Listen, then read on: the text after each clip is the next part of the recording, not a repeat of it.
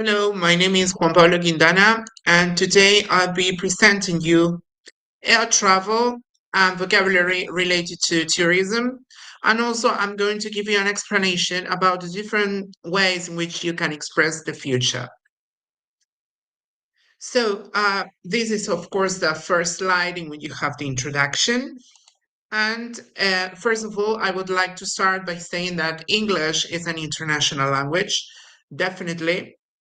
And there are two important things that I want to mention here. The first one is that around 1.75 billion people speak English at a useful level worldwide. It means that in the world, 1.75 billion people speak the language. So if you want to be a better professional and if you want to reach people with your businesses, of course, you need to speak English. And then something that is also important is that Argentina, our country, has the best English skills in the region in Latin America.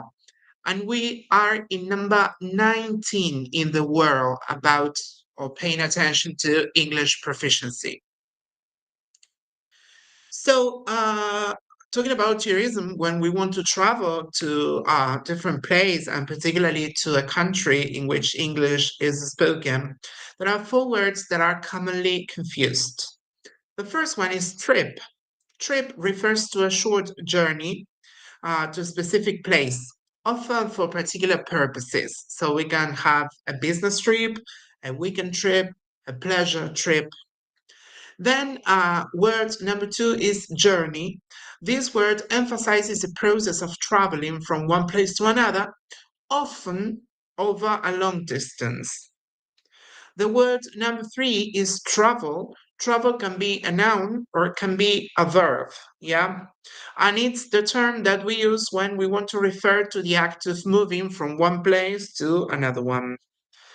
And last but not least, we have the word voyage. This term is used for long journeys, typically by sea or in space. For example, when you go on a cruise or when you travel by plane to different places. So here I included some vocabulary related to air travel, particularly. So I first listed some nouns.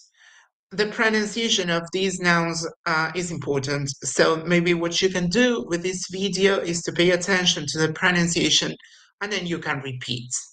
We have suitcase, airport, check-in, passport, boarding pass, security, airplane, seat. Seat is like the chair where you sit on. And then you have the seat belt, is what you fasten when you sit on a seat on the plane. Then you have the flight attendant, that is a person that helps you, the pilot, customs, taxi, hotel, departure lounge, gate, and last but not least, you can make a connection, a layover or a stopover. For example, when you want to travel to London, generally you have a connection in Madrid and then you continue a connection, a layover, a stopover in Madrid, and then you continue to London. When we talk about travel, we also have some verbs that are important. The first one is to pack your suitcase to get ready before your trip starts. Then you have to check in when you go to an airport. You generally go to the counter and you give your passport and they give you a boarding pass. That is to check in. Take your seat once on the plane, fasten your seat belt. This is to be secure on the plane. The takeoff and the land, okay, of the plane. The plane takes off and then it lands. So here I also included some words that are important for general tourism, but this is not air travel, this is general tourism. And we have people, places, actions, and types of holidays. You've got a lot of words here that are very useful, and I want you to check the pronunciation of these words, of course. How can you do it? I'm going to share with you a web page that is called Word Reference. So what you can do here, for example, is to write the word that you don't know how to pronounce. You press here and you check on listen. Voyage. Voyage. In that way, you can learn the pronunciation. So when we talk about people, we have tourist, camper, passenger, travel agent, etc. For places, you can go to a hotel, a hostel, to a camping destination, etc. Then you have actions. Remember that actions are verbs, okay? Verbs. And last but not least, the types of holidays. You can have a package holiday, a long weekend holiday, an adventure holiday. Well, adventure holidays, in fact, beach holidays, etc. When you arrive at your destination, you generally want to visit all the places that are famous in that place. So you need some expressions, okay? Let's suppose that someone comes to Argentina and they ask us for recommendations. They say, hey, listen, can you give me some recommendations about or on what places to visit? And you say, yes, of course, I suggest you go to Plin Plin Plin. For example, you go to the Obelisco. I suggest for food, this place, for clothes, this place.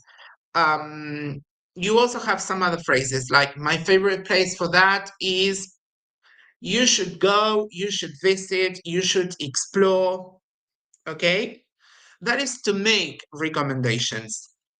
But then when you go to the destination itself, you can ask for and give directions. Um, you can ask, for example, excuse me, could you tell me how to get to um, could you tell me how to get to the London Eye? Excuse me, could you please tell me the way to the London Bridge? Here you have also turn right, turn left. This has to do with directions. Go straight, um, stop at a point, continue, keep walking, and some other phrases that are very useful. Now I'm going to explain to you the difference among the uses of will, going to, and present continuous for the future. The first one is will. Will is used for general predictions. I mean, what you think about the future, it's your prediction. An instant decision, for example, you want to take a taxi, you are with your friend, but you have no money. So when you want to pay, you see that you have you don't have your wallet or you have no money. So your friend in that moment takes the instant decision. He makes an instant decisions and he says, hey, I will pay for you. In that very moment, he makes that instant decision. Then, when you make a promise, like for example, I will always love you, that is something from your boyfriend or from your girlfriend that we believe in a promise, and then offers when you offer something to someone. As you can see, you have affirmative sentences. You just use the subject, the will, and the verb. For example, Thomas will visit his grandma tomorrow. Sarah will probably stay in the office until late. When you want to make a negation, when you want to make a negation, it is important to add the word not, okay? And you will use it after will. So Thomas will not visit his grandma tomorrow. Sarah will not probably stay in the office. And the third way in which you can use this structure is to make interrogative sentences, I mean questions, yeah? So you will use the will at the very beginning. You will use will, the person or the subject, and then the verb. Will Thomas visit his grandma tomorrow? Will Sarah stay in the office until late? Will you help me with my homework? So check the intonation. When you have a yes no question, I mean, the possible answers for these three questions is yes or no, you have a rise in intonation. Will Thomas visit his grandma tomorrow? Will Sarah stay in the office until late? Will you help me with my homework? But when you have a question with a WH word, I mean what, where, when, how often, etc. Like for example, this one, where will you get married?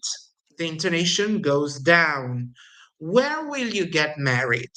What time will you get up tomorrow? Okay. Then we have going to. Going to is completely different from will because you will use it for, I mean, you are going to use it for planned actions, plans. When you have a plan, you have to use going to. Okay. And then you have predictions based on real evidence. What I mean when I say predictions based on real evidence is that, for example, you are looking at the sky, and it is dark. Okay, it is uh, somehow black. So you can make a prediction saying it is going to rain. It is going to rain because you're looking at it. So you make a prediction based on real evidence. So you will use the person, the verb to be is are or am, the going to, and the verb. I am going to visit my family next week. The CEO is going to give a speech at the beginning of the conference. But again, if you want to make a negation, you have to add the word no, no, not in this case, not. I am not going to visit my family next week. The CEO is not going to give a speech at the beginning of the conference. You will say the verb to be, and then you add not. And finally, you have interrogative sentences. For this type of sentence, you are going to use the verb to be at the very beginning. Okay? Are you going to visit your family next week? Is the CEO going to give a speech at the beginning of the conference? Are we going to put new protocols in place next month? But remember, you use a falling intonation when you have a WH word. What time are you going to travel to London next Monday? Where is she going to stay next week? Finally, you also can make structures for the future with the present continuous. Remember that continuous means that you have ing, okay? You will use the subject, the verb to be, and the verb with ing. And this is for near future plans or arrangements. I don't know, for example, tomorrow, for example, next weekend, plans that you have with your friends, you are meeting with someone. I am visiting my family tomorrow. Bob is hosting the Congress next Monday. And again, if you want to make a negation here, you have to add the word not. I am not visiting my family tomorrow. Bob is not hosting the Congress next Monday. I want just to clarify here that I wrote the long versions of the sentences, of the negations, because you will be professionals. You will use English at work or for studies. So, in those contexts, you are supposed to use the long forms, no contractions. Of course, you can say isn't going to or isn't reading plus ing, but that is more informal. Yeah. And finally, you have the questions. When you want to make a question with a present continuous, you have to put the verb to be at the very beginning of the structure. Are you visiting your family tomorrow? Is Bob hosting the Congress next Monday? Where are you staying after the concert? What time is she delivering her speech tomorrow? So, as a conclusion, in this video, we studied new words and expressions related to travel. Remember that this vocabulary is essential when we travel abroad for business or pleasure, and we should learn how to use them in different contexts and situations. And particularly because 1.75 billion people in the world speak English, so you should too. And finally, we also included some information about the future. First of all, we discussed will. Remember, will is used for predictions, it is used for promises, offers, and instant decisions. Then you have going to, that is used for plans, okay? And then you have the present continuous that is used for near arrangements or near plans.